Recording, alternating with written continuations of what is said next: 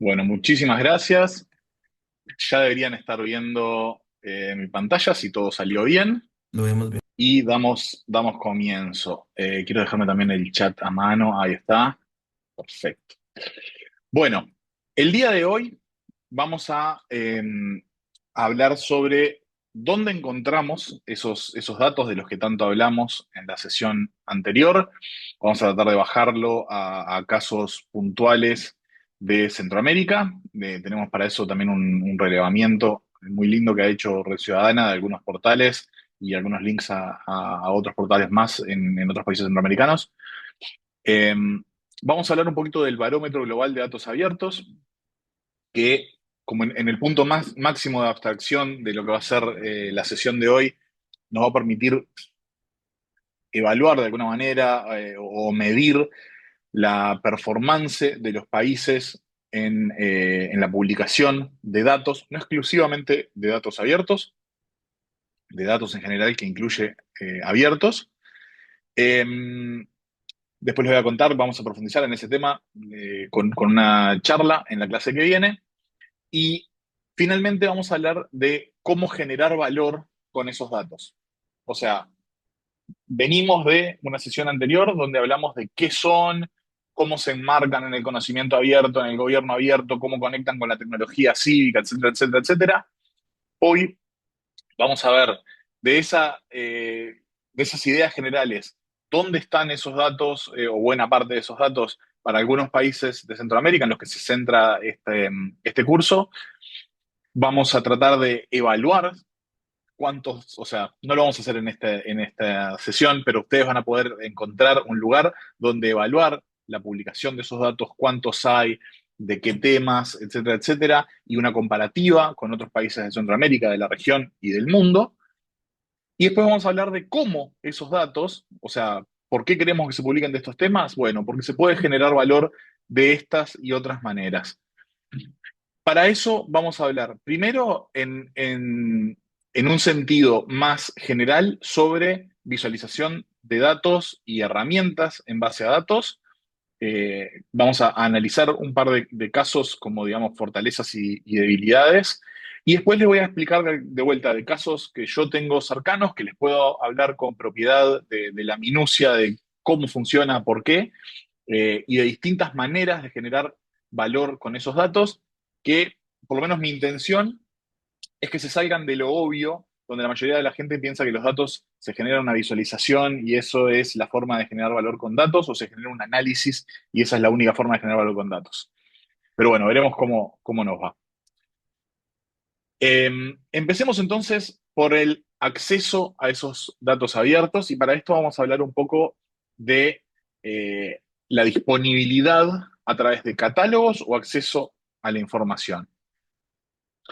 Cuando hablamos de catálogos de datos, estamos hablando de una infraestructura pública. ¿Se acuerdan que es otra de las cosas que entramos bastante en la sesión anterior? Es una infraestructura pública digital, perdón, un software básicamente, una plataforma web donde uno o varios organismos publican sus datos. Por supuesto, los catálogos no están limitados al Estado, pero en líneas generales lo que nos suele interesar, los más comunes, son catálogos del Estado. Es muy común que existan catálogos nacionales donde un organismo, perdón, un solo portal tiene los datos de todo el Estado. Eso cuando funciona bien, me animaría a decir que es lo ideal porque provee a quien quiere consumir los datos una fuente centralizada con toda la información disponible en datos abiertos. Cuando no funciona bien puede ser problemático porque si uno lo toma como fuente única y no es la fuente única, o sea, si ahí están la mayoría de los datos pero no todos, puede inducir al error porque busco ahí, no lo encuentro, asumo que no existe. Pero bueno, sigue siendo una buena idea, un objetivo loable a perseguir, tener un catálogo centralizado único del Estado. Después existen opciones intermedias que son tener, por ejemplo, un catálogo único centralizado, pero a su vez distintas entidades que tengan su catálogo que esté lo que se llama federado o conectado o interconectado, interoperable con el catálogo central, o distintas variables de eso. Por ejemplo, Argentina tiene una variable bastante interesante ellos modificaron el software que usan la mayoría de los catálogos, que se llama SICAN, y crearon una versión que le llaman Andino. Lo crearon en respuesta a un desafío político que tenía Argentina, que es un país federal. Entonces, en un país federal, les costaba tener un catálogo centralizado, porque no tenían, digamos, la autoridad para obligar a la publicación a los gobiernos federales. Entonces, lo que hicieron fue un sistema donde se conectan entre ellos, los catálogos federales están todos al mismo nivel, pero existe una búsqueda centralizada que puede buscar en todos ellos al mismo tiempo. Lo pongo como ejemplo nomás, pero también como una forma de explicar que cuando hablamos de catálogo de datos y por lo general se habla de un catálogo nacional centralizado, también existen otras opciones, otras estrategias de abordar esto que sin tener desventajas permiten abordar distintas realidades políticas y necesidades. Pero bueno, yendo a la diapo. Un catálogo de datos, primero nos asegura que estamos obteniendo datos de fuentes oficiales. Si es el catálogo nacional de datos abiertos o si es el catálogo del Ministerio de Finanzas o lo que sea, nosotros tenemos la certeza de que esos datos son oficiales de esa entidad. Eh, Como decía, pueden ser más o menos centralizadas. Esto es un poco lo que estaba explicando. Podemos tener un catálogo por institución y un catálogo nacional que abarca todo lo que tienen todos los catálogos del país. Podemos tener catálogos en paralelo. Eso depende de cómo operan distintos países y muchas veces se dan realidades superpuestas. Pero en líneas generales, el objetivo de un catálogo es centralizar información. Para eso tenemos los catálogos, ¿no? La idea es que haya un lugar o pocos lugares, en el peor de los casos, donde buscar y si no está ahí, no existe. Otra cuestión importante que aplica para los catálogos, pero aplica para básicamente cualquier herramienta digital, cualquier herramienta de tecnología psíquica que lo que quiera hacer es generar infraestructura pública, resolver problemas públicos, tenemos una oportunidad de generar a través de la herramienta buenas prácticas.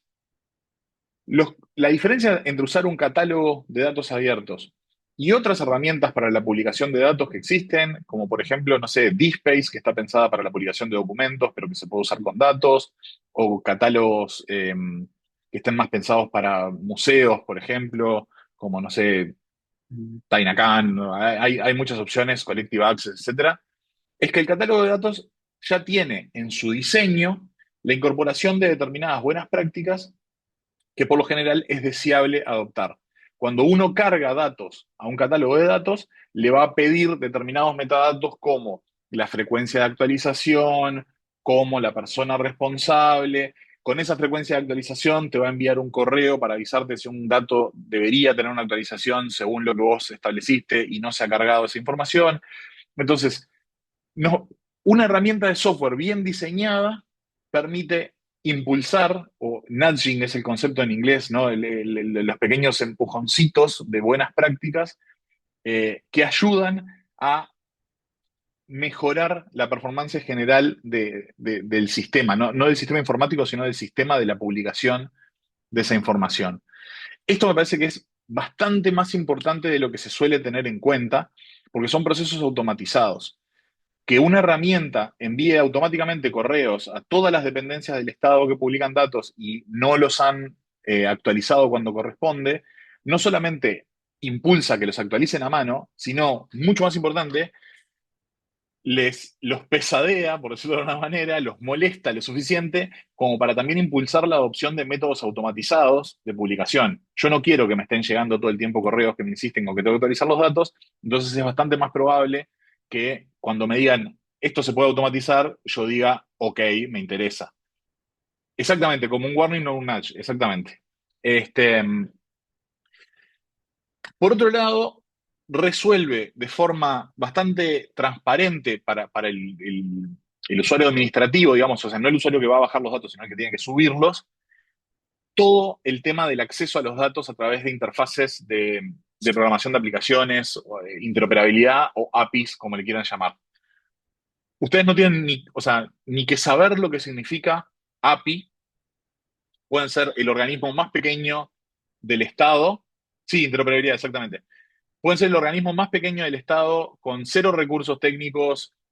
Es una oficina con dos personas, ninguno de los dos personas es informático o informática. Suben un CSV absolutamente básico al Catálogo Nacional de Datos Abiertos y automáticamente sus datos pueden ser consumidos por otras computadoras, servicios, aplicaciones o lo que sea vía API. Esto no solamente aumenta el impacto potencial de sus datos enormemente, sino que también, y esto van a ver que se parece bastante a lo que conté en la sesión pasada de la diferencia entre datos abiertos y servicios abiertos, también de alguna manera están tercerizando un tema de infraestructura. Si ustedes quisieran proveer un servicio abierto directamente, supónganse que son una entidad chica, pero con algo de alta demanda. Voy al ejemplo que me encanta siempre del transporte público, ¿ok? Son el ente regulador del transporte público, por la razón que sea, no tienen muchos recursos. Si ustedes quieren poner un servicio con los horarios en tiempo real, a ese servicio lo van a ametrallar a consultas durante todo el día, ¿ok? Y para ustedes eso puede ser un problema técnico importante. Les obliga a tener un nivel alto de seguridad de la información para que eso no sea atacado, corrompido, que no te lo tiren abajo simplemente por vandalismo. Les obliga a tener una disponibilidad muy alta del servicio. Eso les puede generar costos muy altos de alojamiento, bla, bla, bla, bla. Cuando ustedes suben sus datos al Catálogo Nacional de Datos y esa es la API que alguien tiene que consumir, todos esos problemas se los están tercerizando a quien sea que gestione ese catálogo. En el caso de Uruguay, pero de hecho en la mayoría de los países que operan con algún tipo de catálogo de datos, hay una entidad, ya sea la responsable de gobierno digital en el país, de gobierno electrónico, de gobierno abierto, que tiene justamente un equipo que se encarga de eso. Entonces tiene los conocimientos específicos, los saberes, los recursos para aguantar, digamos, eso para todo el Estado. Y me parece que es una gran ventaja que se piensa poco a la hora de pensar en dónde alojo los datos. Hay veces que por temas como nosotros le decimos chacrismo en el Río de la Plata, de que cuido mi chacra, de querer tener mi propio catálogo porque yo quiero que tenga mi logo y los colores institucionales y qué sé yo, me termino comprando un problema muchísimo más grande de lo que creía, porque significa que tengo que mantenerlo, que tengo que cuidarlo, que tengo que protegerlo de ataques, que tengo que actualizarlo, etcétera, etcétera, etcétera. Por otro lado, los catálogos tienen una forma de publicación activa, o sea, no necesito, yo puedo consultar automáticamente si hay datos nuevos, puedo publicar automáticamente datos, ya sea desde métodos relativamente manuales, por ejemplo, hay una carpeta donde se guardan los datos cada mes, se hace un script que revisa esa carpeta y cuando hay datos nuevos los sube, o una cuestión automatizada entre los sistemas del catálogo y los internos de la organización, donde los datos se suben por semana, por mes, por hora, en tiempo real, como quieran. Y de alguna manera tiene ciertas garantías de reutilización de los datos. Eh, al tener las cosas publicadas en un catálogo, una de esas cuestiones que yo digo que las herramientas ad hoc para metadatos, organización, etcétera, es que te obliga a ponerle una licencia a los datos. ¿Se acuerdan que lo hablábamos en la sesión anterior? Que los problemas de no tener claridad en las licencias es que es muy difícil tener tranquilidad para quien quiere usar los datos de que efectivamente los puede usar sin problemas legales. Perdón, estoy leyendo un comentario. Ah, ahí está. El ejemplo de Ronald bien en esa onda de cada uno, digamos, en lo suyo y en sus fortalezas. Y esto tiene un nivel de especificidad que justifica esa especialización. Eh, Decía, ese licenciamiento obligatorio, de alguna manera, para poder publicar en un catálogo, garantiza, por ejemplo, que lo que estamos publicando califica como datos abiertos, eso lo hacen la enorme mayoría de los catálogos, solo te dejo publicar si llega al nivel de datos abiertos que hablábamos en la sesión anterior, y le da a quienes quieren consumir garantías de que pueden usar eso con tranquilidad. Esto es el caso, digamos, ideal. ¿Qué pasa si tenemos datos abiertos en un sitio web? Que de vuelta, pueden ser datos abiertos, pueden calificar con todos los principios que hablábamos, los 8 principios que hablábamos en la sesión anterior, pero no están en un catálogo centralizado. Bueno, sigue siendo una fuente oficial. Si vamos al Ministerio de Finanzas y tiene un lugar que dice datos abiertos, sabemos que esos datos abiertos son oficiales del ministerio. No van a estar centralizados, no van a estar centralizados con otros datos del mismo tema, aunque no sean de la misma fuente. Esto a veces es mucho más importante de lo que se cree. Hay muchísimos datos que, por ejemplo, una persona cree que le corresponden a una entidad, pero le corresponden a otra, pero las va a ir a buscar a la que cree que le corresponden. Entonces, cuando yo separo los datos en distintos lugares por temas institucionales, estoy yendo en contra de los intereses del usuario que no necesariamente tiene que saber cuáles son las fuentes de los datos. Entonces, muchas personas van a pensar que esos datos no existen porque no los encontraron en el organismo A, simplemente porque los produce el organismo B. No van a tener todas esas cuestiones de las herramientas ad hoc, las páginas web las arma cada ministerio y los estándares los define cuáles son cada uno de los publicadores, entonces tampoco van a tener compatibilidad entre lo que publican entre distintos organismos. Bueno, sobre la pregunta de iPhone Vita, perdón, Vita asumo. El Instituto Nacional de Estadística suele haber dos grandes caminos. El camino lamentablemente más común es que los institutos de estadística están acostumbrados a tener una gran independencia, entonces les gusta tener sus propios catálogos y en mi experiencia han demostrado bastante resistencia a sumarse a los catálogos nacionales por eso.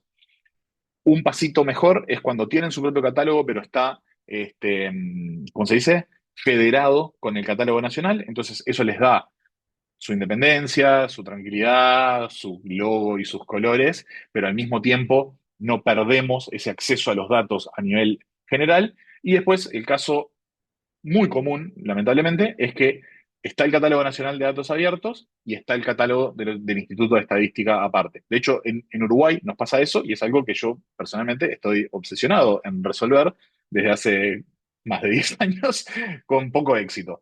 Este, los institutos nacionales de estadística, justamente por estar acostumbrados a publicar datos, no necesariamente datos abiertos, ojo, no es exactamente lo mismo, pero sí acostumbrados a publicar datos, a veces cuesta bastante romper esa inercia de la independencia que tienen en la publicación de sus datos. Pero sí creo que en un mundo ideal, y las buenas prácticas lo recomiendan en general, esos datos deberían estar dentro de los catálogos nacionales.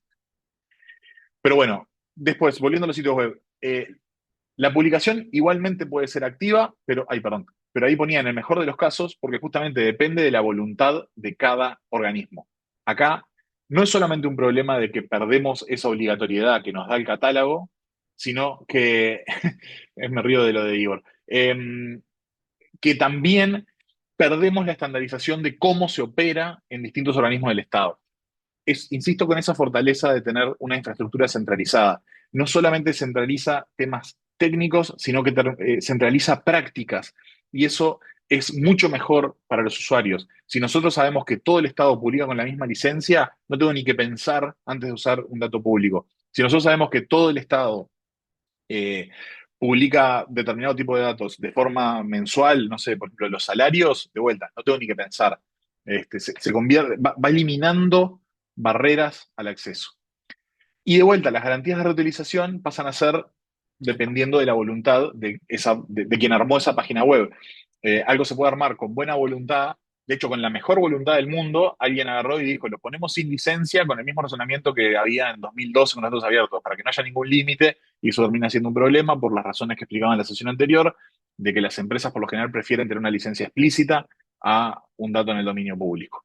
Entonces, el sitio web lo que nos hace es perder estandarización, o sea, cuando cada uno publica en su sitio web, perdemos estandarización, perdemos calidad y dispersamos el acceso a la información.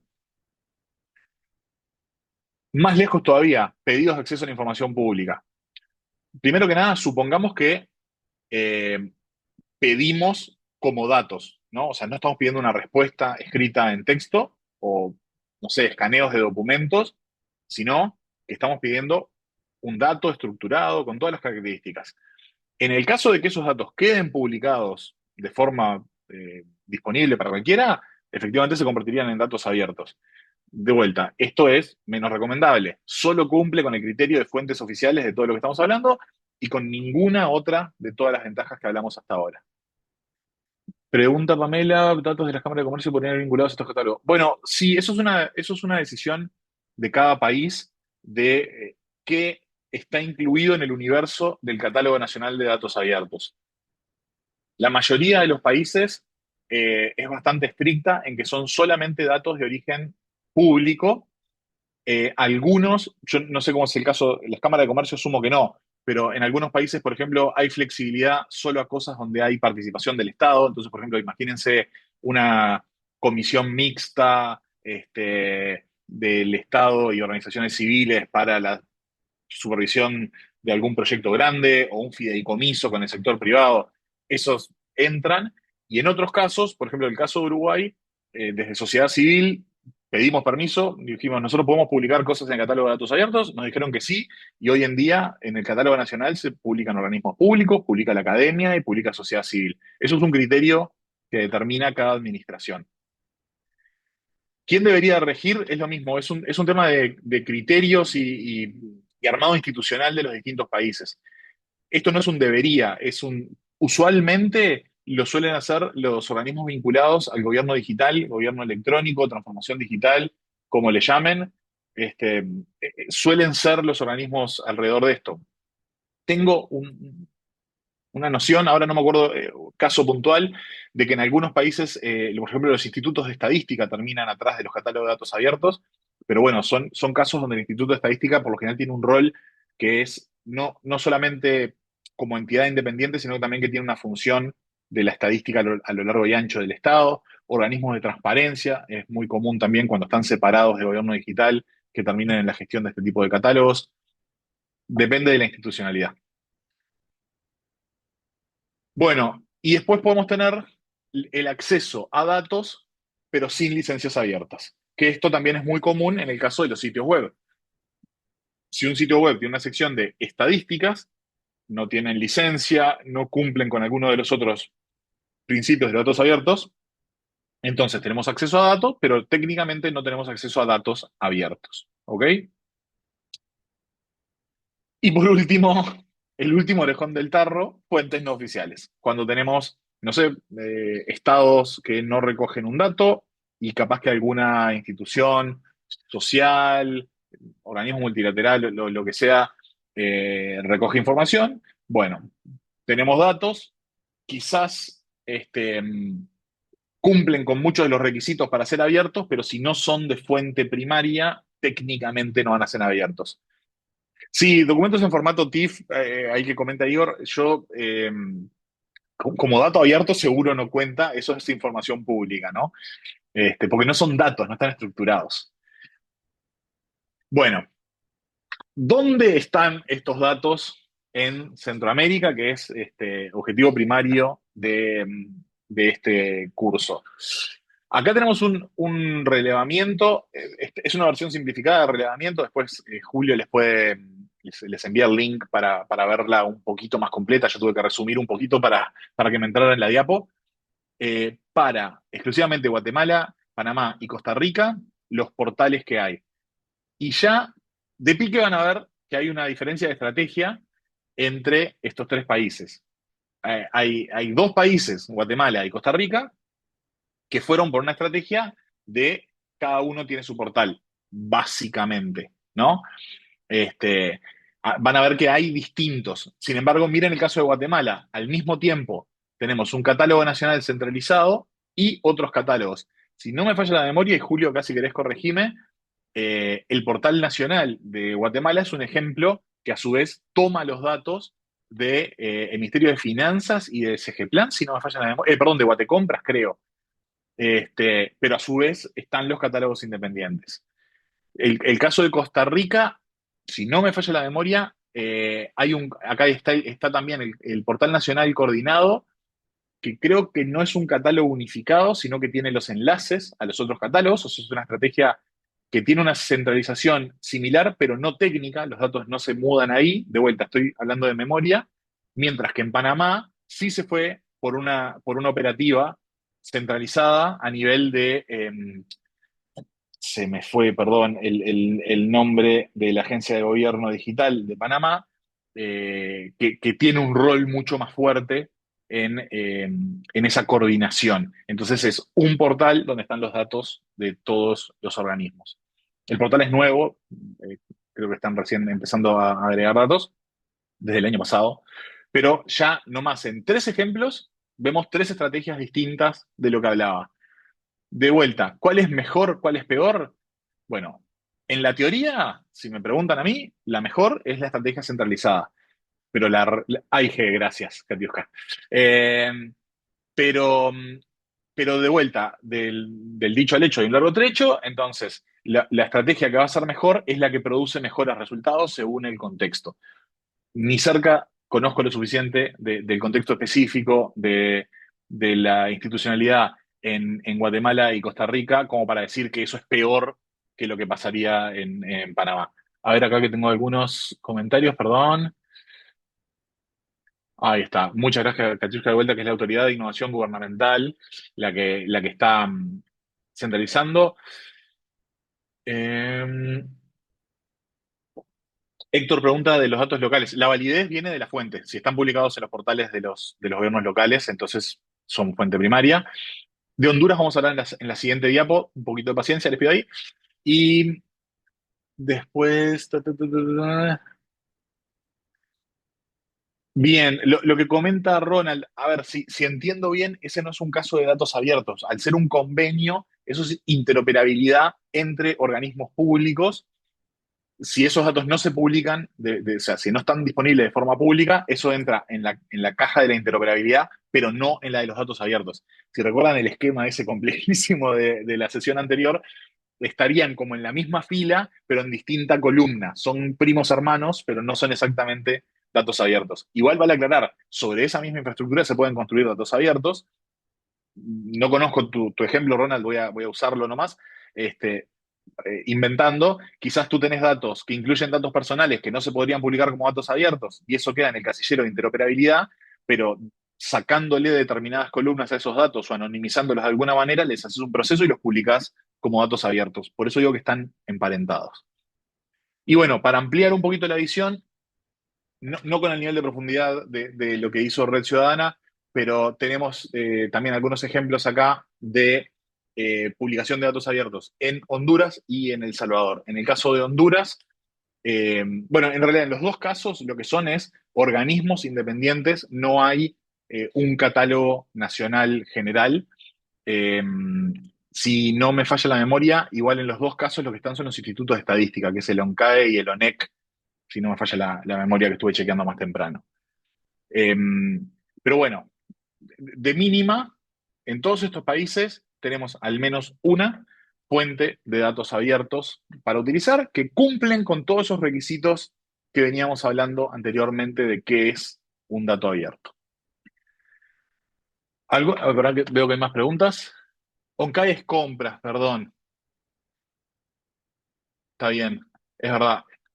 Eh, y esto era del Banco Central, en las estadísticas nacionales del Banco Central. OnCAE es compras, esto es la Secretaría de Finanzas y Contrataciones. Creo que algo que les mencioné la vez anterior, si no me falla la memoria, contrataciones es una temática que es muy común encontrar datos abiertos porque ha habido muchísima inversión e interés desde el Banco Mundial apoyando distintas iniciativas de contrataciones abiertas y de finanzas abiertas. Y bueno, y América ha sido, la América del Sur sobre todo, y Centroamérica, América Latina, ha sido muy receptiva a esas iniciativas. Es muy común encontrar que el primer portal o uno de los primeros portales de cualquier país suele ser de contrataciones públicas. Eh,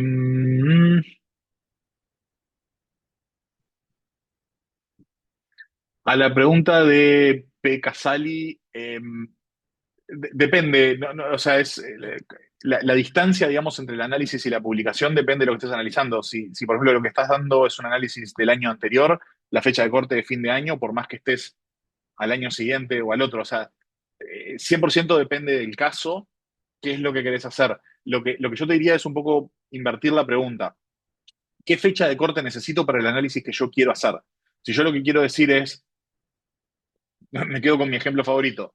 ¿Cuál es el atraso promedio de los buses en mi ciudad usando datos abiertos? Bueno, si yo lo que quiero hacer es un monitor semanal, y obviamente voy a necesitar un corte mínimo de la semana pasada para poder decir, bueno, la semana pasada el atraso fue tantos minutos, la semana siguiente fue tanto, la semana siguiente fue tantos. Si yo lo que quiero hacer es un análisis histórico, bueno, ahí la fecha de corte es otra cosa completamente distinta. Depende mucho del caso, creo que tiene más que ver con eso, con diseñar las cosas de acuerdo a lo que tengo disponible o exigir otro nivel de publicación si no me cumple.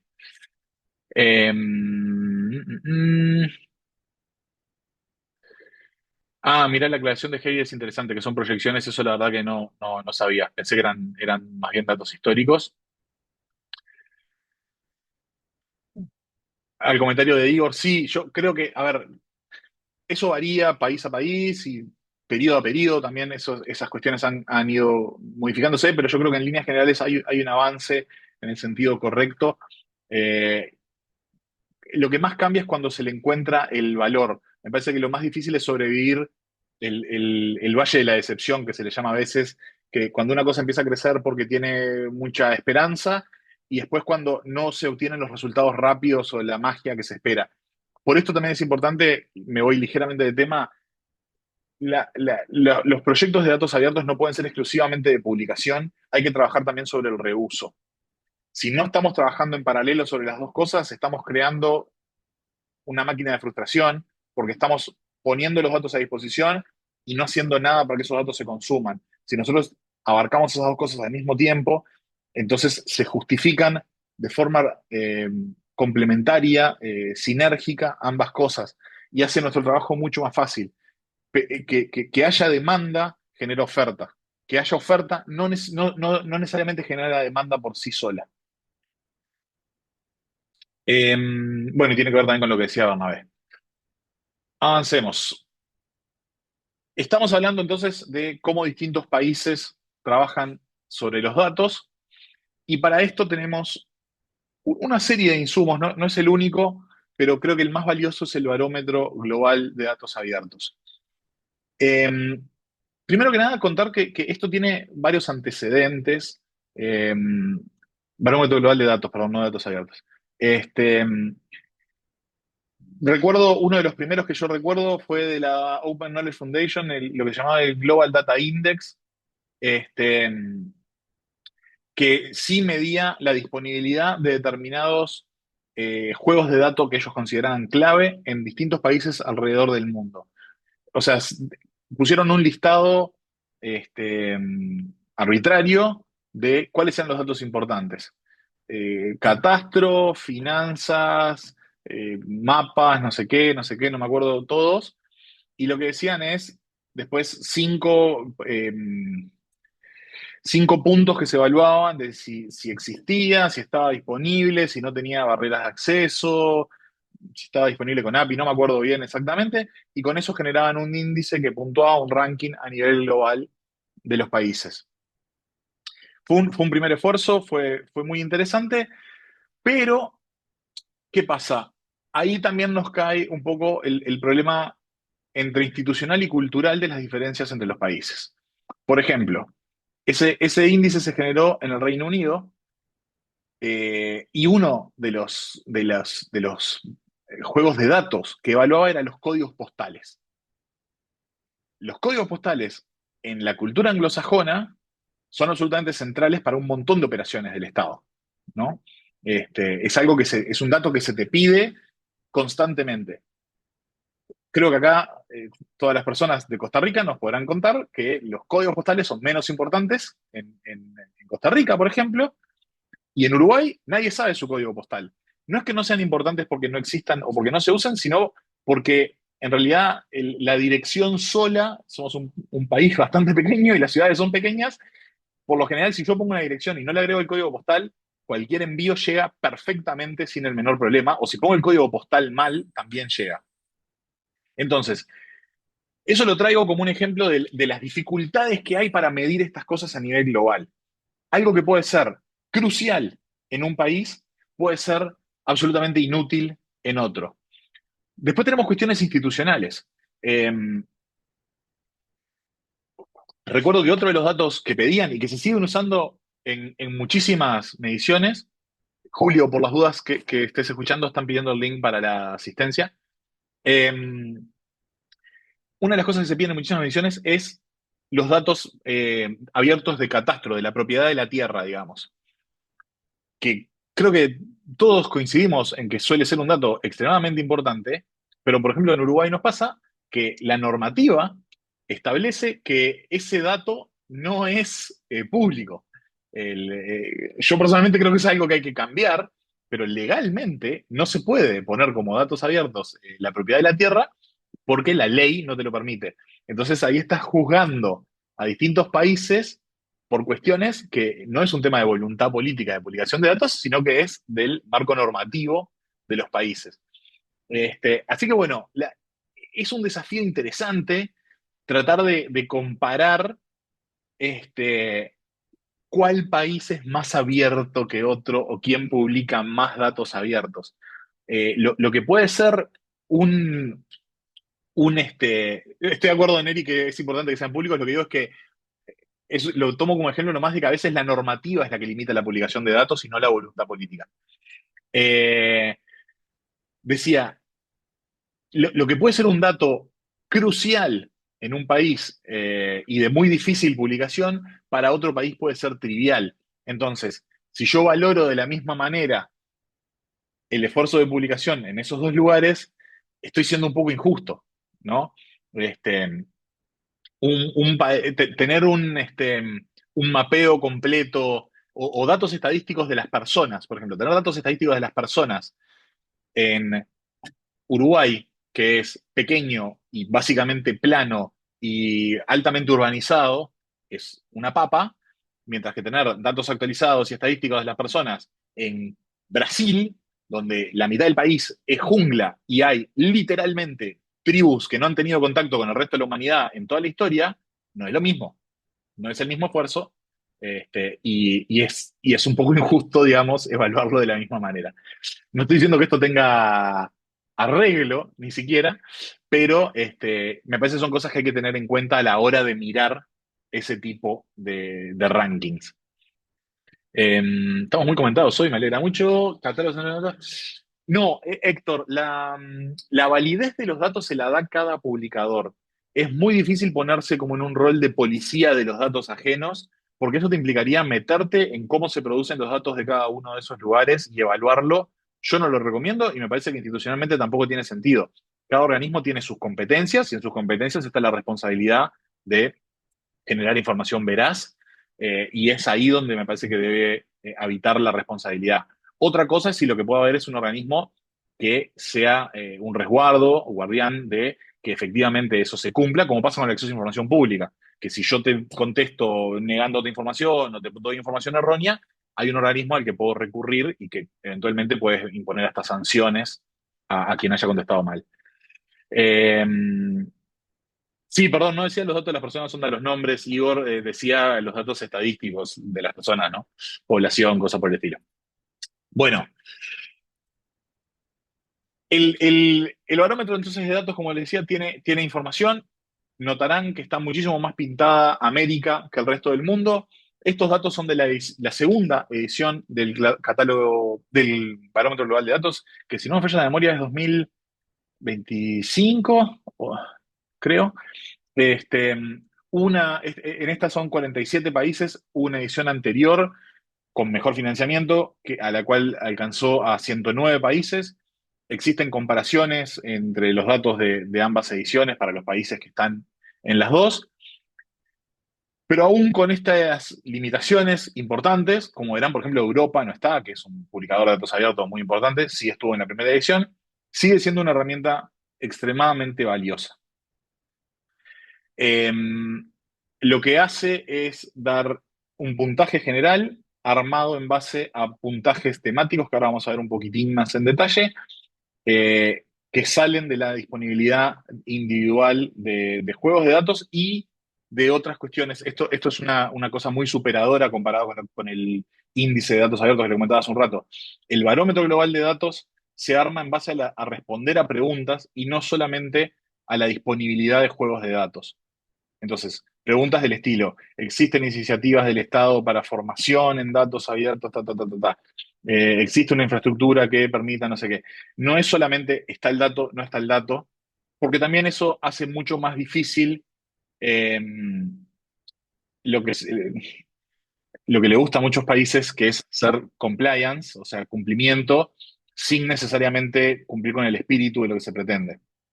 Eh, si hay una evaluación que es sobre la calidad de los datos y hay otra evaluación que es sobre la disponibilidad de un dataset, yo puedo apurar la publicación de disponibilidad de un dataset y levantar en el ranking, pero es mucho más difícil responder una pregunta de si existe una infraestructura institucional sólida, que no lo puedo hacer de un día para el otro para mejorar en el ranking. ¿Ok? Creo que eso es una gran fortaleza. Perdón, 43 países, le dije 47, hace un rato me equivoqué. 27 indicadores son los que conforman, ups, eh, y las grandes categorías son información de empresas, competencias críticas, que ahí es donde está alfabetización sobre datos y sobre reuso, acceso igualitario a gobernanza, propiedad de la tierra o catastro, integridad política, finanzas públicas y compras públicas. No vamos a profundizar mucho más hoy en el barómetro de datos. ¿Por qué? Porque la semana que viene nos va a estar visitando Silvana Fumega, que fue la investigadora líder para el barómetro global de datos abiertos. Ella trabajó en la iniciativa latinoamericana de datos abiertos, ILDA, durante muchos años. Desde ahí hicieron la primera edición del barómetro para América Latina. Fue la coordinadora general, si no me falla la memoria, de la segunda edición del barómetro a nivel global. Así que básicamente es la persona que más sabe sobre barómetro de datos en el planeta. eh, y nos va a estar contando mucho más en detalle sobre qué es lo que investigaron y por qué. La semana que viene vamos a tener una presentación de media hora de ella. Así que bueno, nada, si tienen alguna pregunta más de esto, me la pueden hacer, pero vamos a tener una persona que sabe muchísimo más que yo sobre este tema.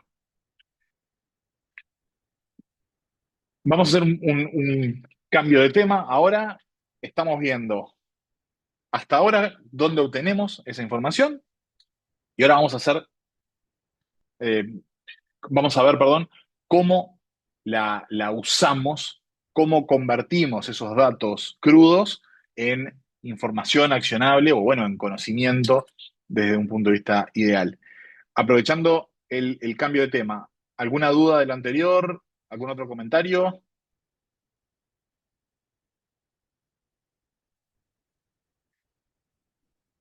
También es una excusa para que pueda tomar un mate mientras tanto antes de seguir. Bien.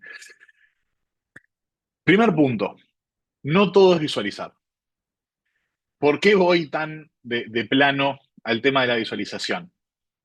Creo que tenemos, o tuvimos, mejor dicho, cuando empezó toda la movida de los datos, y no hablo ni siquiera de datos abiertos, cuando se empezó a hablar de Big Data, cuando empezó toda la locura del análisis de datos, de la ciencia de datos, allá por 2010, rápidamente nos fuimos hacia una visión demasiado sesgada hacia la visualización de datos como eh, la forma de obtener valor de los datos. Esto se aplica para grandes visualizaciones de datos. Vamos a ver algún ejemplo ahora. Aplica para los mapas, que también se llenó de visualizaciones sobre mapas de todo tipo, que no estoy diciendo que estén mal, lo que digo es que nos sesgamos solo a eso. Pero aplica también a cuestiones como los dashboards o los tableros. Hoy en día, todas las empresas del planeta piden dashboard y compran dashboard y quieren tener dashboards de todos los indicadores que puedan conseguir. Hay negocios completos. eh, bueno, es interesante el comentario de Mónica de si no se infografía nadie lo lee. Eso es lo que quiero argumentar un poquito en contra. Es verdad que se escucha, no lo discuto. Este, mira qué bueno el dato de Honduras, Julio. Muchas gracias. Lo voy a tratar de agregar a las diapos. Eh, Justamente, creo que estamos teniendo un sesgo muy fuerte hacia ese tema de la visualización. Decía, hay negocios enteros como Power BI, el Microsoft Power BI y otras cosas similares, donde nos pasa esa cuestión de que una vez que tenés la herramienta, una vez que tenés un martillo, todo te parece que son clavos. Entonces, una empresa compra Power BI o una organización compra Power BI y a partir de ahí todos los datos los quiere poner en una visualización de Power BI porque es la herramienta que tiene, sin pensar si realmente esa es la manera que necesito consumir el dato. Y eso es un poco lo que les voy a tratar de yo martillar en la cabeza hoy. No se sesguen a una única forma de consumir el dato a través de la visualización. Primero, ¿dónde aportan valor los datos a las personas? Pensemos en las herramientas. ¿Qué significa herramienta?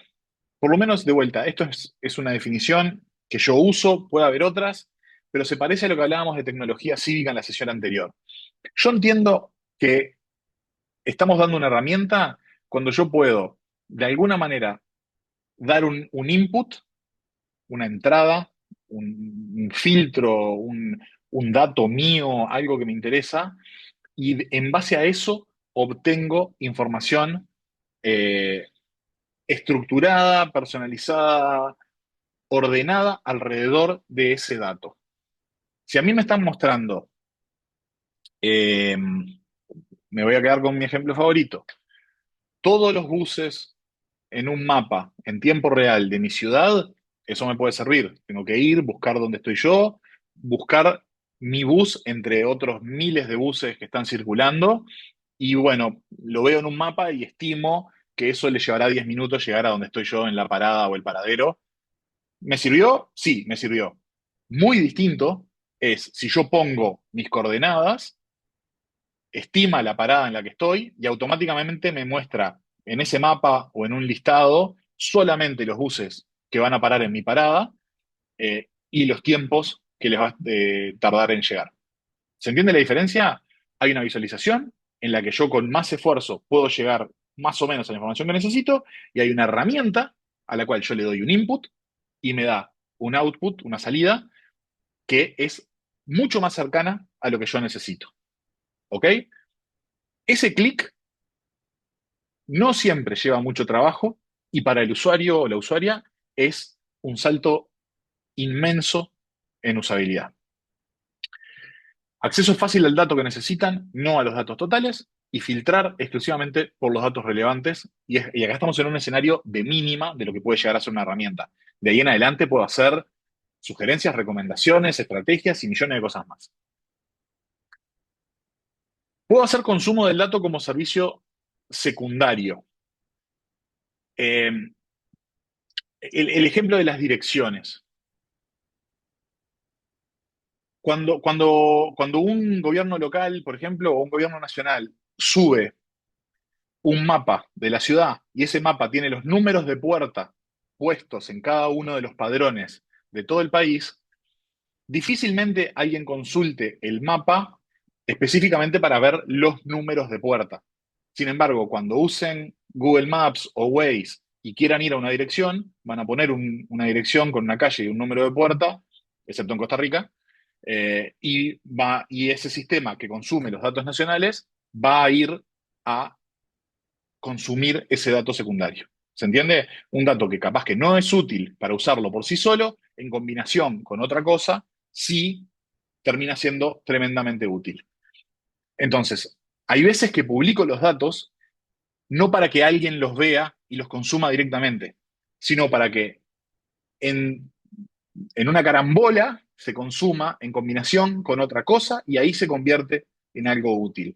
Esto es bastante difícil de imaginar en muchos casos, pero no deja de ser clave. Después tenemos la conversión de datos complejos a un indicador específico. Lo que les comentaba, por ejemplo, del ejemplo de la meteorología. Eh, yo puedo publicar la presión atmosférica de 100 estaciones meteorológicas que tengo distribuidas a lo largo de un país y ese dato a muy pocas personas le va a servir. Cuidado, a las personas que les sirve como dato secundario, como el punto anterior, quizás les es tremendamente útil porque lo están metiendo en un modelado, no importa. ¿No? Por ejemplo, si ustedes trabajan en tecnología del agro, quizás el dato barométrico de una estación meteorológica les sirve muchísimo, pero para el usuario común lo que necesitan es el iconito de si llueve o no llueve, la nubecita, o con el solcito, o con lo que necesite, ¿ok? Entonces, también a veces lo que doy no es necesariamente una visualización de la gráfica del barómetro, sino lo que necesito es un pronóstico en este caso. Y después está la generación de nuevos datos o data round tripping. ¿Qué significa esto? Voy con un ejemplo bastante fácil que es el de Wikidata.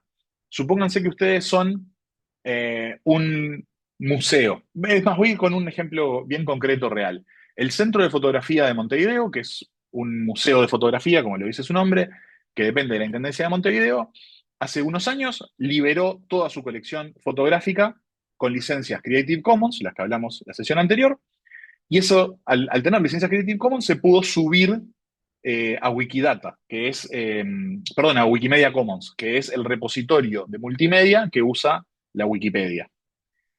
Al disponibilizar toda esa información como datos abiertos, lo que eso generó es que en Wikimedia Commons muchas personas empezaron a cargar nuevos metadatos a esas fotos. Entonces, por ejemplo, una foto que era, no sé, de un barco en el puerto de Montevideo en el año 1930 y algo, y esa era la información que tenía y que tenía como metadatos, alguien identificó que ese barco era el barco no sé cuál, que venía de Alemania con en una, no sé, en un hecho importante porque trajeron la maquinaria de no sé qué. Y esa metadata ahora la agrega el centro de fotografía a sus datos. Por eso se llama round tripping digamos camino circular. Yo publico datos, la publicación de esos datos genera más datos y yo agrego esos datos a mi base de datos. Otro ejemplo muy fácil de entender esto pasa con los datos geográficos. Está lleno de distintas entidades, gobiernos locales o organismos que se encargan de los datos geográficos, que publican sus datos en plataformas como OpenStreetMap, porque a su vez se enriquecen enormemente de lo que se llama crowdsourcing, ¿no? De colaboración masiva, y después esos datos se incorporan a los datos oficiales y se genera un círculo virtuoso donde esos datos van creciendo. Ah, perdón que me estoy perdiendo algunos comentarios.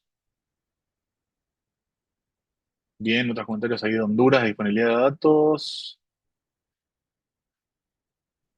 Gracias por el acuerdo con lo de visual. Eh,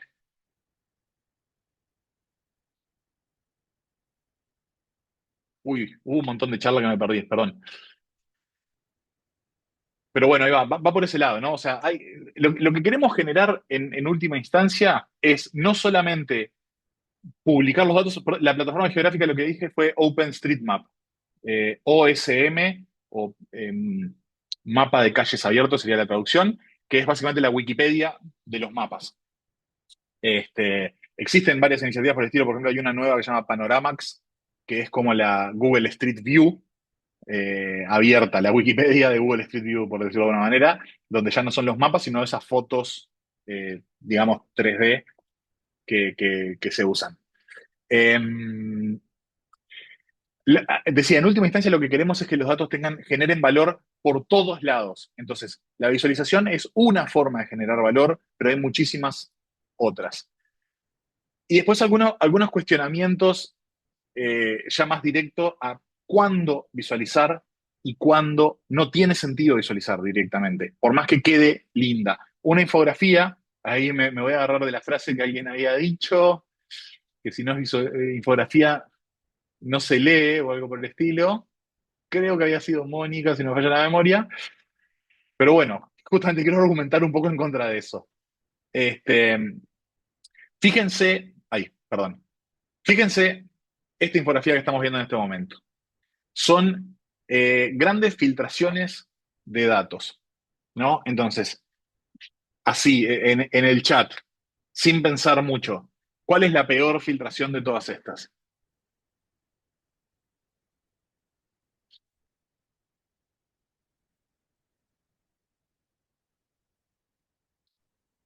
Exacto, ¿no? Indonesia, claramente, vos lo mirás, es la más grande, es la peor. Bueno, el punto es, no tenemos ni idea cuál es la peor. Lo único que nos está mostrando es la cantidad de datos que se filtraron. Esta infografía no nos dice qué significa dato. Cada uno de esos, ahí dice SIM card, ¿no? O sea, tarjeta SIM. Son 1.3 billones de tarjetas SIM que se filtraron, o de personas, capaz que cada persona tiene más de una tarjeta SIM, o capaz que son registros de un CRM y no necesariamente tienen líneas activas, no sabemos. Por otro lado, ¿qué es peor? O sea, podemos asegurar que es más importante 1.3 billones de tarjetas SIM en Indonesia que 1 billón de la policía de Shanghái, que no sabemos de qué es el filtro, que no tenemos forma de compararlo en una visualización. A lo que voy es que este es el clásico peras con manzanas. Los colores simplemente destacan las historias interesantes. Acá no creo que se lea Interesting Story, dice acá arriba, en naranja. Es porque tienen un artículo asociado en esta página, nada más. Entonces, acá están agarrando un dato cuantitativo, que es un número absoluto de filtración de algo, y los están poniendo en globitos. Entonces, no hay ningún criterio de si el algo de Shanghai Police es lo mismo que el algo de Facebook, no es lo mismo, no están considerando si es más grave o menos grave.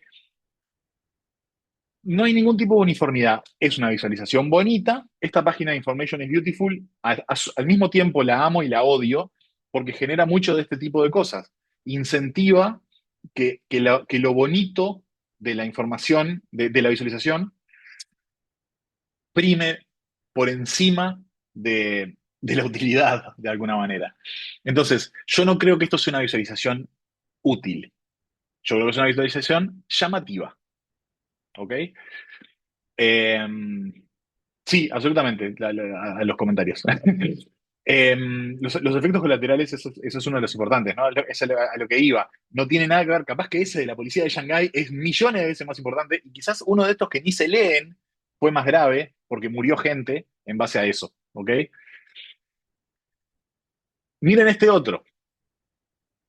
Eh, si yo les pregunto, ¿quién tiene las reservas de petróleo más pequeñas? ¿Alguien lo puede contestar?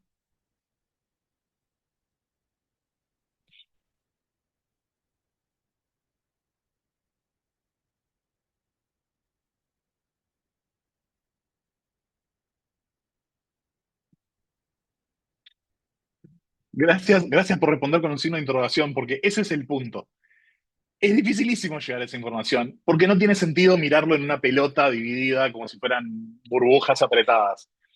Esta información pide a gritos una gráfica de barras vieja y querida. No hay absolutamente ninguna razón que justifique tener las cosas con formas random divididas de forma arbitraria entre OPEC y no OPEC. Esto se vería, se entendería millones de veces mejor si son grafiquitas una al lado de la otra en columnas y pueden tener un color para OPEC, otro color para no OPEC y San se acabó. No tiene sentido que Congo, Guinea Ecuatorial y Gabón, que tienen el mismo 0,1%, ni siquiera puedo ver si literalmente hay una diferencia o es exactamente 0,1, porque en esta área, o sea, yo no, perdón, calcular áreas para el cerebro humano es difícil estimar áreas. Hay muchos trucos de magia que se basan en que nos cuesta identificar áreas visualmente. Entonces, ¿por qué lo estamos mostrando así? Ese es el tipo de preguntas que nos tenemos que hacer. ¿Es más lindo esto? Probablemente, es más vistoso. En un PowerPoint queda más coqueto. ¿Es más útil? No, definitivamente no. Eh, bueno, ese es otro gran punto, Igor. No sabemos cuál es el universo, tal cual. Y de hecho, ya no más. Otra cuestión que sería útil. Si nosotros volvemos a las viejas y queridas barras, podemos poner una barra de reservas y una barra de producción al lado en el mismo país. Entonces, ahí entendemos la relación, por ejemplo, entre este 18% de reservas de Venezuela y este 0,8 de producción. Pero eso lo tuve que hacer yo, el link mental, y buscarlo manualmente, y recién ahí empezar a entender. Y además no me da una visión global de quiénes son los que tienen mejor relación eh, reserva-producción. Es algo que me obliga a hacer ese trabajo manualmente. De vuelta, preciosa la visualización, no particularmente útil. Entonces, ¿qué son las cosas que sí, ay, perdón, queremos visualizar? Cruces que dan relevancia a los datos. Por ejemplo, hitos en un eje de tiempo. O sea, un clásico, ¿no? Gráfica de tiempo o cualquier otra cosa que muestre el tiempo y destacar hitos puntuales. Cualquier cosa que sea un cruce, por lo general, tiene más sentido que tenga una visualización. Otra es comparación entre datos relevantes, como decía recién en el caso anterior. Si me interesa saber que vos tenés tanto de reservas, pero tanto de producción, ahí hay una relación interesante que puede ser buena para visualizar, no es lo que hicieron. Los vacíos de información también puede ser interesante visualizarlos. Si justamente si los datos faltan, a veces el espacio en blanco es lo relevante de la visualización. Ojito con eso, no siempre lo que queremos ver es los datos que están, a veces lo que queremos ver son los datos que no están. Eh, ejemplo tonto de CSI Miami, si ustedes están viendo los registros de entrada de un edificio y hay una fecha que le falta todo un horario, es porque probablemente el asesino borró los datos en ese momento, ¿ok? Pero se puede aplicar para cosas más sospechosas también a nivel de gestión pública. Los sesgos y las tendencias es otra cosa importantísima. Los datos, hay veces que también nos gustan los datos en tiempo real, actualizados, qué sé yo, pero por mirar el árbol no miramos el bosque. Es muchísimo más importante en muchos casos las grandes tendencias que los sesgos. Entonces, de vuelta, depende de qué es lo que necesitamos ver, cómo lo queremos visualizar, es súper, súper importante. Eh, no sé, las visitas a un sitio web, creo que es uno de los casos bastante fáciles de entender. Ver tu gráfica de si las visitas suben o bajan es útil, pero es mucho más útil si vos las ves en contexto con hitos temporales. Si vos estás viendo las gráficas de un, ¿cómo se dice? Eh, Sitio de ventas, este, y no considerás que las ventas subieron porque era Navidad, entonces no estás tomando buenas decisiones. Si vos estás mirando las visitas de su sitio web y no estás comparando con tu tendencia anterior, probablemente también estés tomando decisiones sesgadas. Denme un segundito que estoy tratando de ponerme al día con el chat. Sí, estoy de acuerdo que los números venden. Eso es parte de lo que al menos yo he visto un montón. Hay como, a eso iba con lo de Power BI, por ejemplo, ¿no? Eh, es muy atractivo tener dashboard con numeritos y grafiquitas, y ni te digo si esas grafiquitas se mueven en tiempo real, les explota el cerebro a mucha gente, pero no se detienen necesariamente a pensar si ese es el dato que necesitan realmente. Bueno, y después lo otro que nos puede interesar muchísimo son las desviaciones de los valores. A veces la visualización más útil no es la más compleja, sino la que solamente destaca cuando algo se sale de lo normal. ¿Ok? Si yo quiero, por ejemplo, número de ventas, que es una de las cosas que le encanta a las empresas tener, o número de usuarios, de suscripciones, de lo que sea. Eh, la verdad no me interesa demasiado si subieron 100, 200, 5 menos, 200 menos. Lo que sí me interesa es saber un salto. En este momento saltó y hay 1000 de golpe. Bueno, eso me obliga a mirar por qué. O hay 5000 menos de golpe. O es un llamado de atención. Eh, de vuelta, esto no son recetas generales para absolutamente todo, sino invitaciones a que la próxima vez que tengan un dato, piensen de qué manera ese dato lo instrumentalizo de la forma más útil posible. Y ahora voy a un ejemplo en defensa de las visualizaciones complejas, para que vean que no es en contra. Ah, perdón, Julio, adelante. Perdón, no te quiero quitar la inspiración, pero un segundito, dos anuncios publicitarios justo nos están colocando en el chat, me leyeron la mente, les digo, les comparto por el enlace el listado de asistencia, lo estamos compartiendo tanto en el chat de Zoom como en el grupo de WhatsApp para que puedan acceder, no todos están en el grupo de WhatsApp, pero aquí también están todos para que puedan ir sumando, por favor recordarles colocar su correo electrónico, revisarlo, y hay un par de preguntas, solo son dos preguntas en el día de hoy, muy sencillas para poder validar su aprendizaje. Y el segundo anuncio publicitario es, hablaste de algunas herramientas, entregas Power BI y otro tipo de cosas.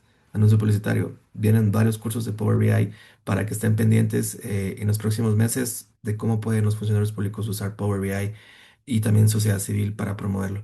Aquí me quedo, te daba un segundito para que puedas tomar tu mate y ya, gracias, Chino. Por favor, ningún problema. Bueno, como decía, para que vean que no soy un fundamentalista en contra de las visualizaciones complejas, quería traer un ejemplo de una visualización extremadamente densa y compleja.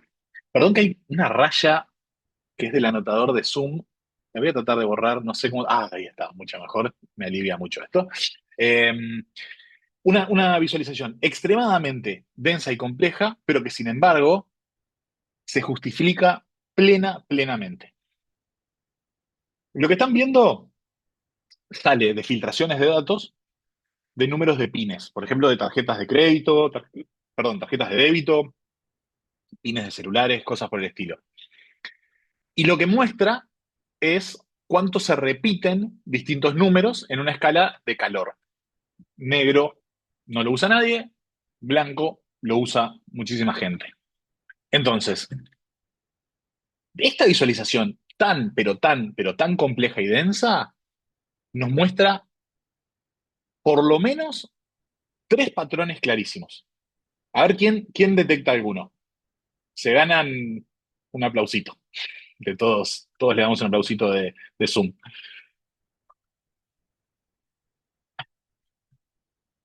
Sin miedo a errarle. Hay tres patrones muy, pero muy claros de que la gente usa pines con determinadas cosas. A ver. Ah, no, eso es un aviso. Repetición de un mismo número, aplausito para Gladys, les pido por favor. Esa diagonal clarísima que se ve a lo largo Le metan un aplausito, les pido por favor. Este, a lo largo de todo es que la gente pone pines que son 111, 3333, 4444, exactamente. Después tenemos números bajos, no exactamente, sino, nuevamente Gladys, se gana otro aplausito, fecha de nacimiento. Vieron que hay una agrupación entre el 0 y el 30 y el 0 y el 12. O sea que está poniendo día y mes. La gente está poniendo fechas de nacimiento o cumpleaños o lo que quieran llamarle, o aniversarios, fechas. Entonces hay un montón. De hecho, miren acá abajo a la derecha, el 27% de todos los pines son fechas. O sea que si son hackers, ya saben, dos lugares donde empezar a probar. Eh, y hay una tercera tendencia, a ver si alguien la detectó. No. Año en curso. Muy bien, Mercedes. Otro aplausito les pido por ahí. Exactamente. Esta línea horizontal que arranca en el 20 es 2001, 2002, 2000, lo que sea. Es, a lo que voy es, esto es un buen ejemplo de cuándo sí es útil una visualización, por más que sea densa y compleja. Fíjense que nomás mirando esto, acá ya saben, quieren usar un pin poco común y bueno, les recomiendo el 6836, por ejemplo, que como lo ven, no lo usa prácticamente nadie. Y ya saben, si ponen una fecha de cumpleaños, probablemente un hacker o un ataque esté empezando a probar por ahí y ni se les ocurra poner un número repetido cuatro veces porque están regalados. ¿Ok? La visualización tiene un lugar, tiene utilidad, pero lo importante es visualizar con propósito y no visualizar con objetivos estéticos. La estética es maravillosa, es fantástica, amo la estética. El tema es no poner por delante la estética de la utilidad de una visualización.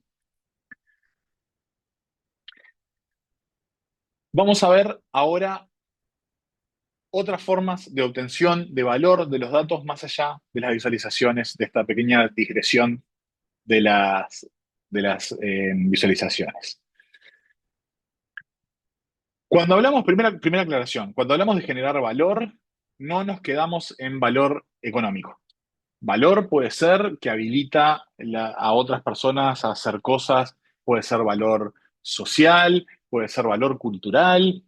Hay muchas formas de generación de valor y no están restringidas exclusivamente por lo económico. ¿Ok? Perdón, hay formas de generación de valor directas. Esto es un poco ya lo vengo mencionando.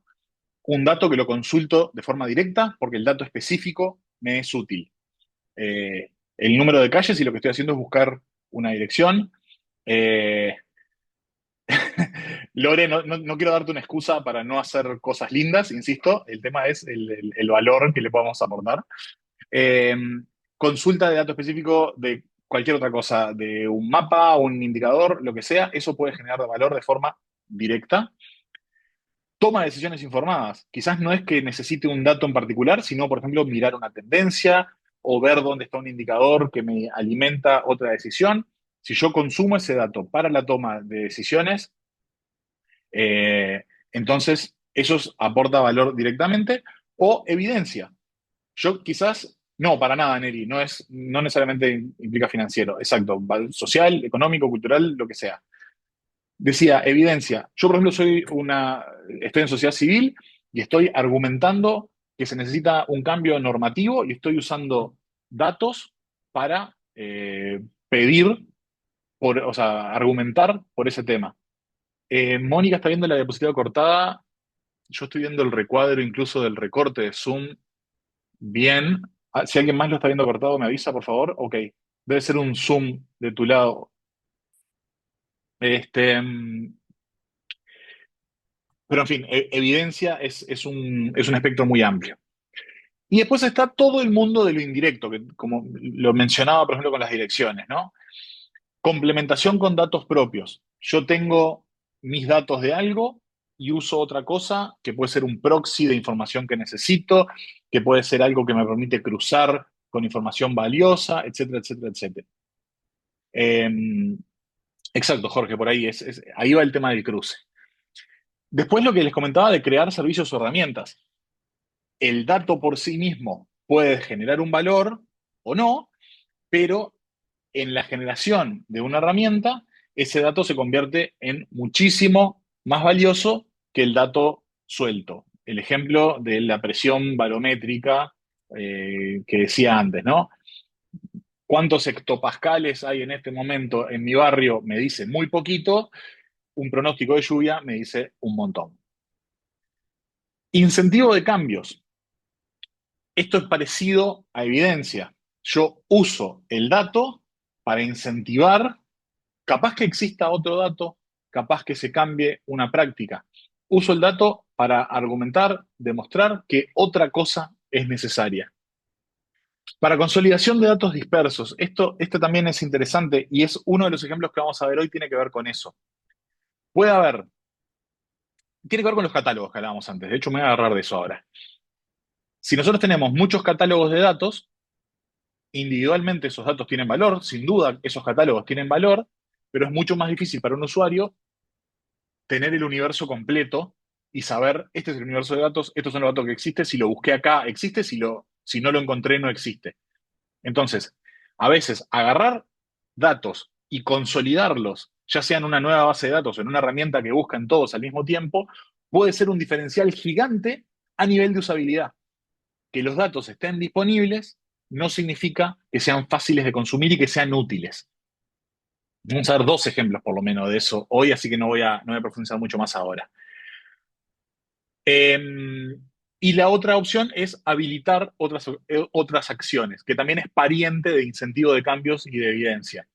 Yo consigo datos y con eso, por ejemplo, hago un pedido de acceso a la información pública para ampliar la información sobre tal o cual cosa o para que se generen nuevos datos sobre ese tema, etcétera, etcétera, etcétera.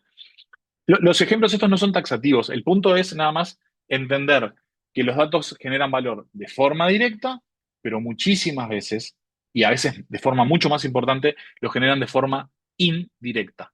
¿Ok? Cuando hablo de incentivo de cambios, también creo, no me acuerdo si es uno de los ejemplos que traigo hoy, pero también tiene que ver con que a veces la mera existencia de los datos, la publicación, que haya transparencia sobre algo, genera, por ejemplo, cambios de conducta. ¿Ok? No me quiero adelantar demasiado si es uno de los ejemplos que traigo hoy, pero nos pasó con un proyecto de salud donde por solamente publicar datos de precios, automáticamente bajaron los precios porque la comparación era más fácil. ¿Ok? Vamos a ver justamente algunos de esos casos. Este es el último bloque y estamos bien de tiempo. ¿Alguna pregunta más? Voy a hacer otra vez revisión del chat. Sí, al comentario de Jorge. No es justamente, no es solamente, es un poco abstracto lo que estoy diciendo, es muy difícil de entenderlo hasta que uno le toca y lo vive. Hay veces que el dato en sí no es lo que aporta el valor. ¿Cómo explicarlo? Hay veces que aunque los datos que publicamos hubieran estado todos cerrados, igual genera un efecto la publicación de los datos. No estoy recomendando publicar datos cerrados ni nada por el estilo, pero con calidad de datos, ya que me meto en ese terreno embarrado, para mí es un ejemplo bastante bueno. Muchísimas veces los organismos el principal obstáculo que se ponen para publicar los datos es que les da miedo quedar en evidencia de que alguno de esos datos está mal. O sea, no tienen confianza en la calidad de sus datos como para publicarlos. Primera cosa, eso es algo bastante contradictorio, porque los datos que no quieren publicar son, a su vez, los que usan para la toma de decisiones interna. Entonces, ya están mal, y lo mejor que puedes hacer es justamente hacerlos públicos y detectar esos errores y mejorar la calidad de los datos.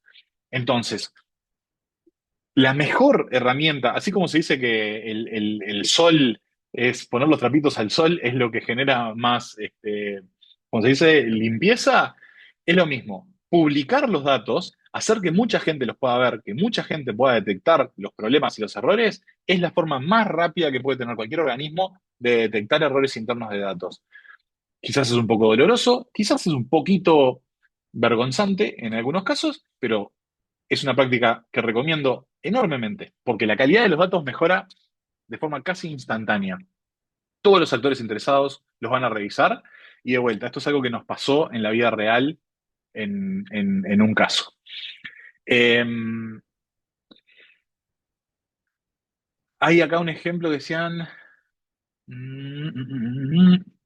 mercado con precios en tiempo real. Bueno, ahí está, ese es un buen ejemplo, ¿no? Si yo estoy publicando algo en tiempo real, estoy generando un incentivo para que el desequilibrio de información no genere malas prácticas. Hay millones de ejemplos de ese estilo. Lo que tiene que ver con inequidades de información para mí es uno de los más claros. Creo que también es interesante pensarlo ahí. Ahora estamos trabajando, nada, con un organismo público que voy a mantener en reserva, que hizo unas declaraciones donde decía que están bárbaros los datos abiertos y los datos públicos, pero que algunas empresas grandes con recursos están utilizando sus datos abiertos para obtener beneficios económicos, entonces tendríamos que cobrarles. Y justamente yo creo que eso es una mala interpretación de la situación. Una cosa es que hagan abuso de herramientas como el acceso a la información pública, donde el organismo perdón, obligado a publicar los datos, pero no hacer procesamiento de datos gratuito para alguien más, ¿ok? Pero si vos pones una barrera de pago a esos datos, en realidad le estás dando más ventaja a quien tiene posición dominante, como está diciendo Eduardo. Este, si yo pongo una barrera de acceso, quienes ya tienen capacidad acceden y quienes no tienen capacidad no van a acceder nunca más. Entonces, al revés, si hay alguien que está aprovechando un dato y otras personas que lo necesitarían no lo están aprovechando, lo mejor que puedo hacer es darle máxima difusión y transparencia a ese dato para que todos puedan competir en igualdad de condiciones.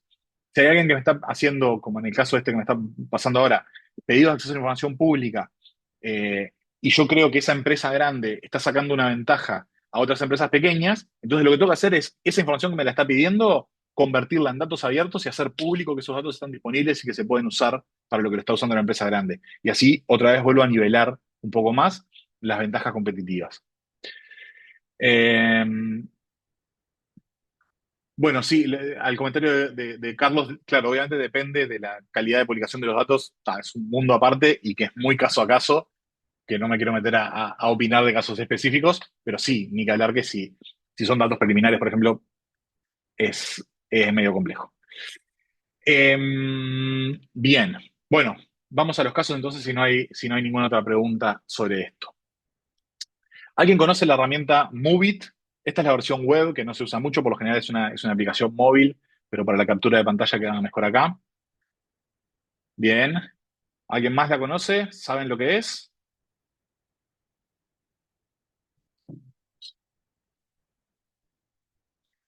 Los bancos, perdón, no entiendo la pregunta del todo, Delcy. Bancos, o sea, bancos financieros.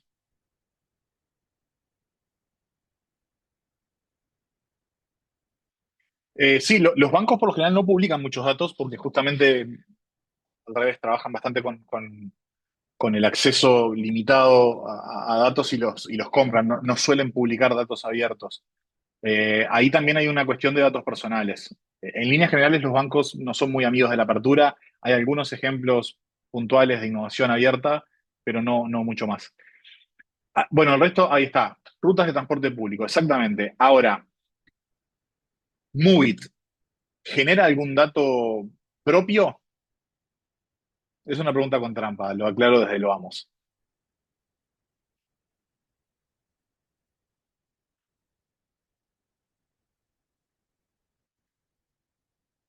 Creo que no necesariamente es la respuesta más cercana. Como aclaraba, esto tiene trampa. Movit es un agregador de datos, ¿ok? Es una empresa que... No, no es como Uber, perdón, no expliqué exactamente lo que era, disculpas, tendría que haber arrancado por ahí. Eh, es una especie de lugar para consultar las rutas y recorridos del transporte público, buses, trenes, tranvías, en algunos países también las camionetas, ¿cómo es que le dicen? Ahora no me acuerdo, en Centroamérica y en México. Bueno, eh, combis, ahí está, por ejemplo. Eh, algún otro medio de transporte que ahora no me estoy acordando cuál era, pero bueno, transporte público, burras también, ahí va. Eh, pone las rutas y... ¡Fua! ¿Cuántos nombres que hay? Este, te deja consultar. En el caso de que existan datos de los horarios, te permite consultar los horarios teóricos. En el caso que existan datos en tiempo real, te deja consultar, te muestra la ubicación en tiempo real y hace estimaciones de llegada. Y en los casos donde no existe datos de horario en tiempo real, igual a veces lo obtiene de una forma parecida a la que Waze obtiene los datos de tráfico. Las personas que usan Movit al mismo tiempo le están transmitiendo su información en tiempo real a la aplicación. Entonces, si yo busqué la línea 104 acá en Montevideo y después me subí a esa línea 104 y dejé activada la alerta para que me diga dónde bajar, básicamente Movit sabe dónde está esa unidad del 104. Entonces, en caso de que otra persona pregunte por esa misma ruta, le va a poder mostrar en tiempo real mi unidad moviéndose en base a mi GPS. ¿Me siguieron ahí más o menos? Bien. Pero como decía, esto, primero que nada, depende de la publicación de datos abiertos que sean públicos. ¿Ok? Movit existe pura y exclusivamente porque ciudades en todo el mundo publican datos abiertos con información de sus líneas de transporte público. Si no existen los mapas que marcan dónde están las rutas, si no existen las, las planillas con los horarios, etcétera, etcétera, no hay forma. Lo que hacen es un montón de trabajo de, digamos, convertir distintas planillas en muy distintos formatos, distintos sistemas de transporte que funcionan de manera muy distinta, a una forma única de verlo que funciona en un montonazo, creo que son como 100 ciudades alrededor del mundo. ¿Ok? Es básicamente un unificador de datos dispersos. No provee un servicio de transporte, no, no genera datos abiertos, porque incluso los que genera de tiempo real y todo eso no los publica como datos abiertos, solo los usa como un dato interno para sus usuarios, pero unifica datos distintos. Y esto es útil en dos niveles. El nivel más macro, si se quiere, yo tengo una app de transporte que la puedo usar en Montevideo y después viajo a Buenos Aires y uso la misma app y después viajo a Madrid y uso la misma app, pero también a nivel micro, porque en muchísimas ciudades, incluso cuando hay datos abiertos de transporte, no necesariamente hay un lugar donde consultarlos todos juntos. Había una época, por ejemplo, que en Montevideo una de las empresas de transporte tenía una app para consultar, pero estaban solo sus líneas y no otras. Después, la Intendencia de Montevideo, hace muchísimos años, disponibilizó una app donde estaban todos los buses que circulaban dentro de Montevideo, pero no los que salían de Montevideo hacia otros departamentos, entonces también eran datos parciales, ahora se integraron. Entonces, puede haber también distintas situaciones donde incluso dentro de una misma ciudad, el hecho de que haya un tercer actor que unifica distintos datos puede ser también útil.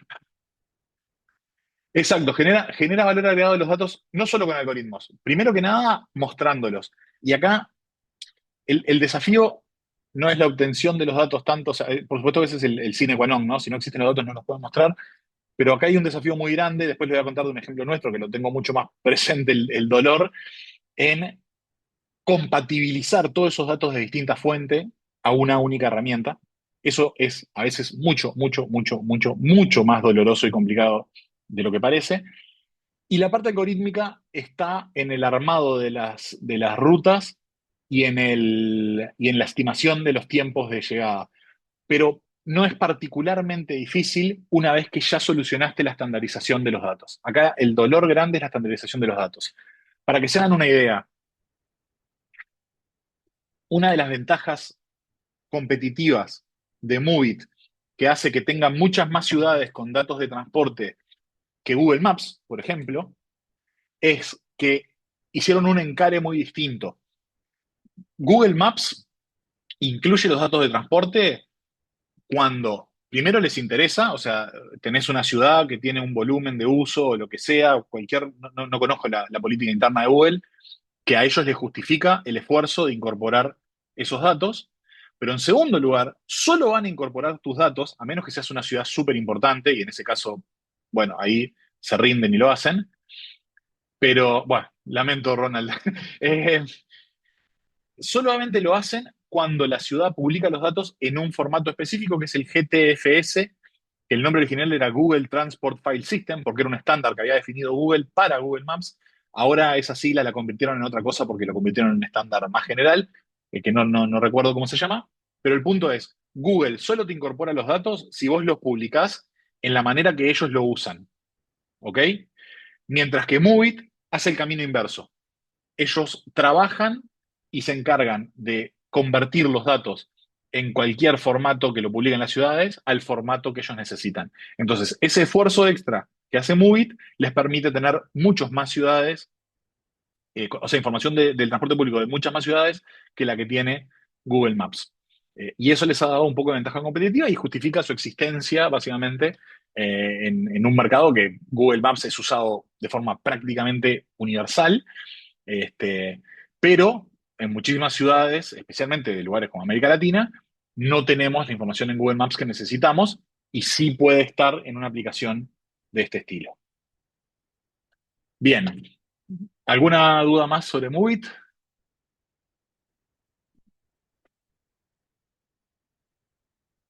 Sí, ahí, dale, Magno Eduardo.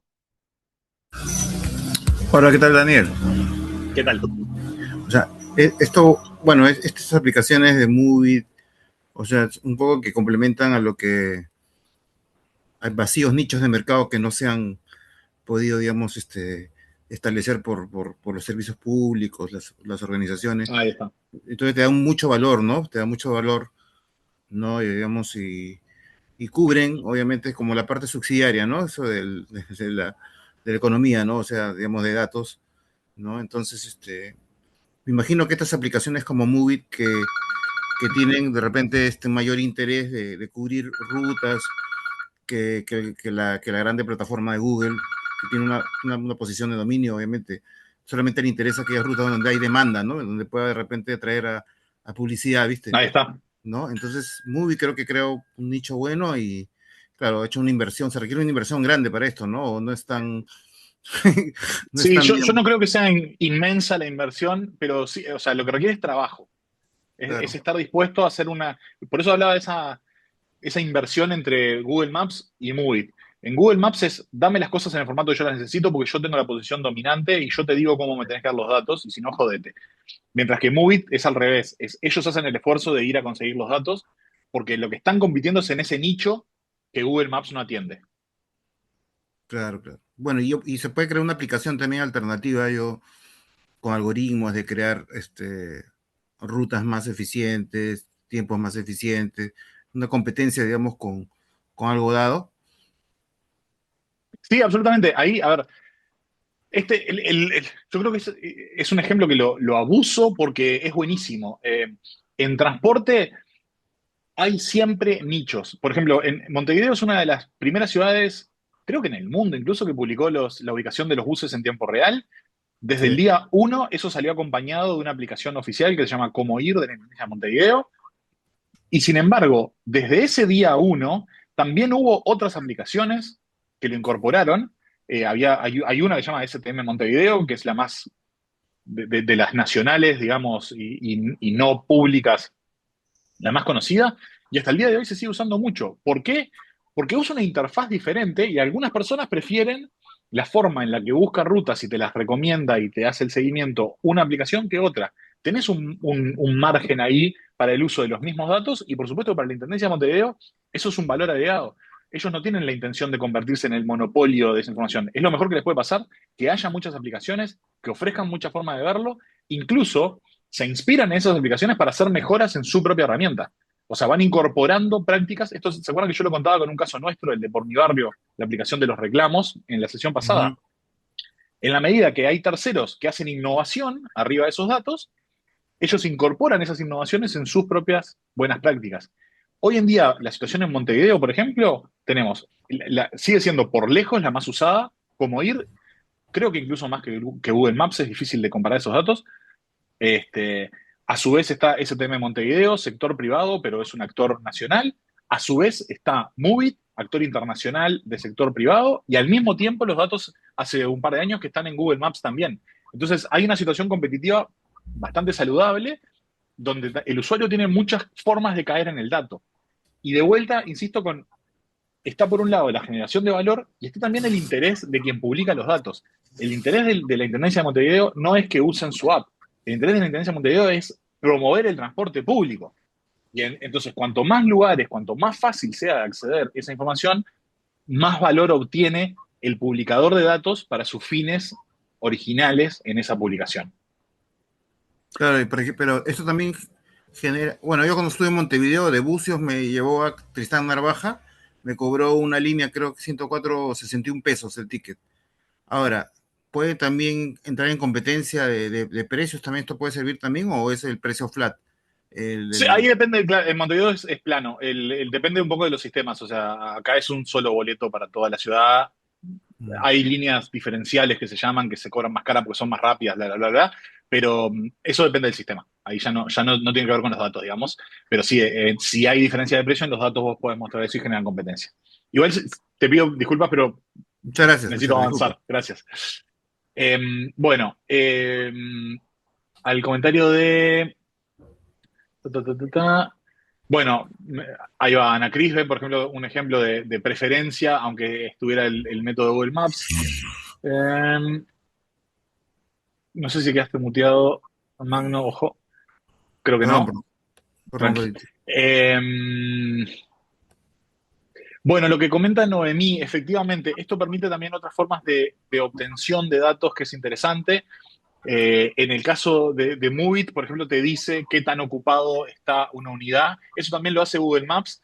Y de hecho hay otro ejemplo fácil que lo hace Google Maps con la asistencia. ¿Vieron que les muestra? Vos, no en los buses, vos pones un lugar, no sé, por ejemplo, una panadería y te muestra una grafiquita y te dice cuánta gente suele haber por el día de la semana y si en ese momento en tiempo real hay más o menos. Eso porque está usando los datos en GPS en tiempo real que tiene de las personas para saber, estimar, mejor dicho, cuántas personas hay en ese lugar en ese momento. Eh, claro, el ejemplo de Panamá más o menos atractiva para Google Maps, pero justamente la existencia de esta competencia es lo que suele ayudar a que después se terminen interesando. En Guatemala también, ahí va.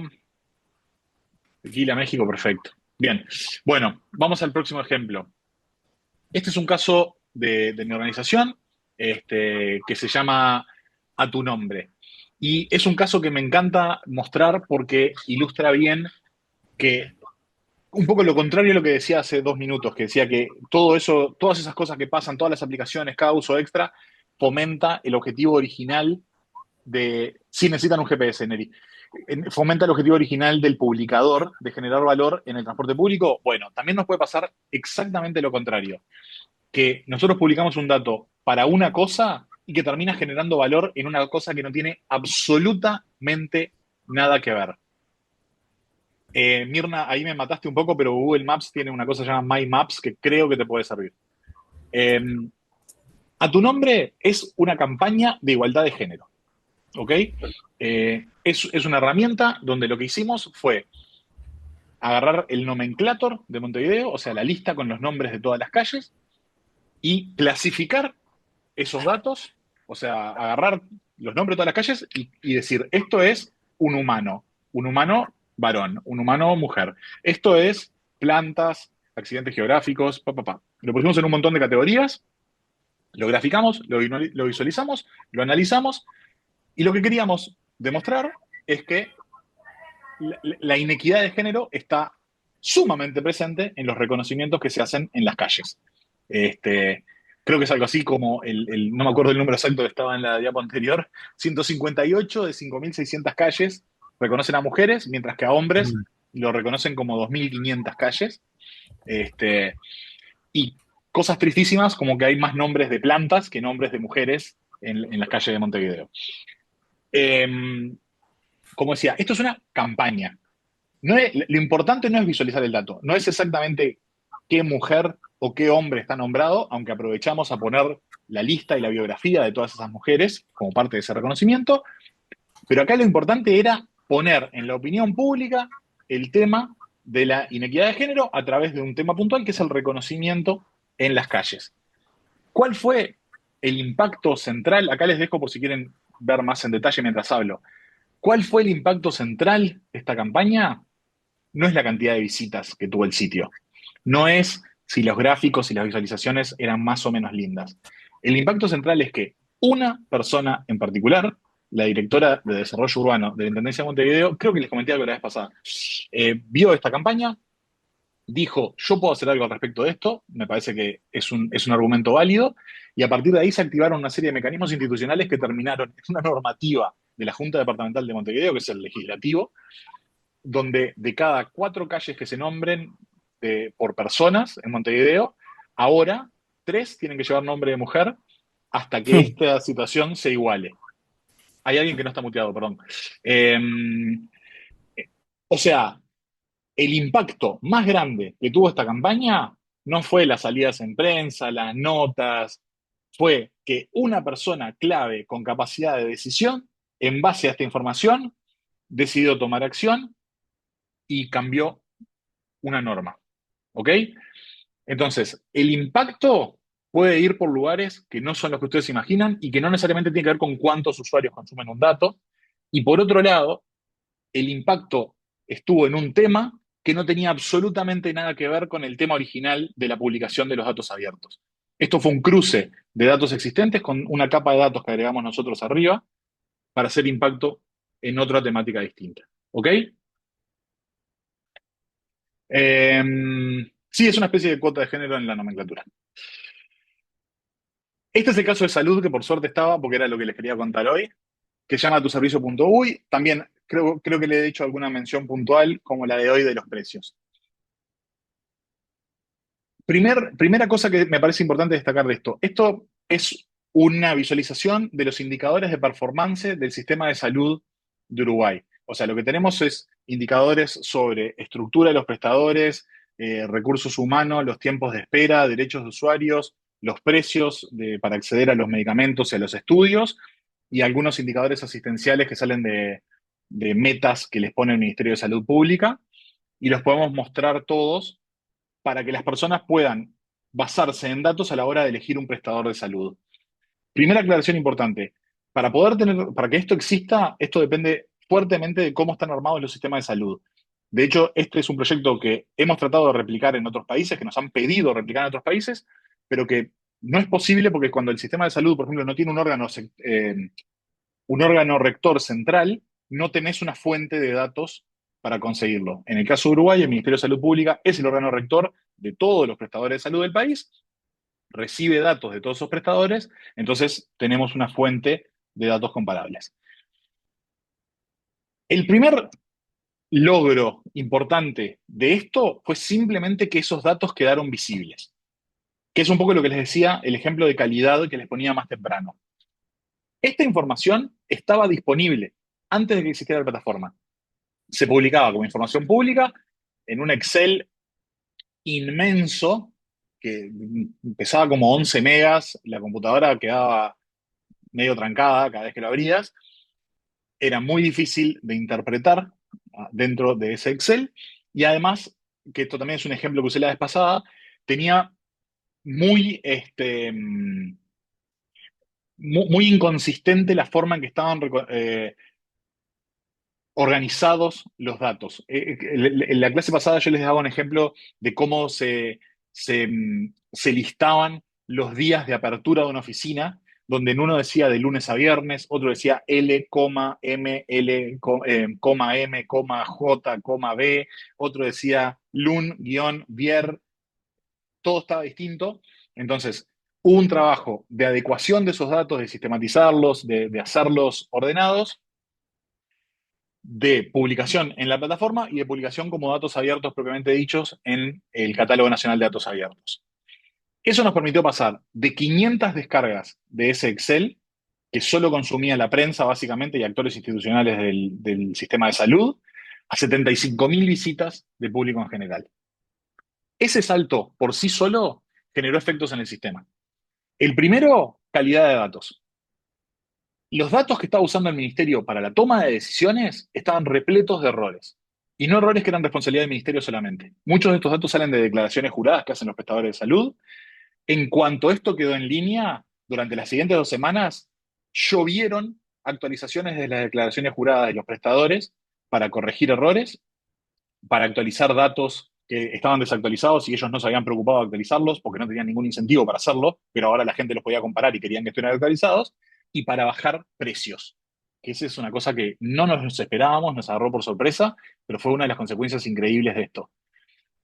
Por primera vez era fácil poner en una tabla y ordenar por precio los tickets que se llaman de distintos servicios de los prestadores, y sin ningún incentivo extra, los propios prestadores que veían que tenían los precios más caros, bajaron y hicieron una declaración jurada nueva para actualizar esos precios. O sea, bajamos los precios del mercado de salud solamente publicando la información, solamente en base a transparencia. ¿Ok? Entonces, de vuelta, el objetivo de estos datos era ayudar a la elección de los usuarios. Y eso lo cumplió, como les decía, pasamos de 500 personas a 75.000 personas que estaban mirando esos datos. Y nada, tenemos toneladas de evidencia anecdótica de lo útil que ha sido esto para la elección de prestador de salud. Pero además generó otra serie de consecuencias. Les conté todas las externas, pero también consecuencias internas.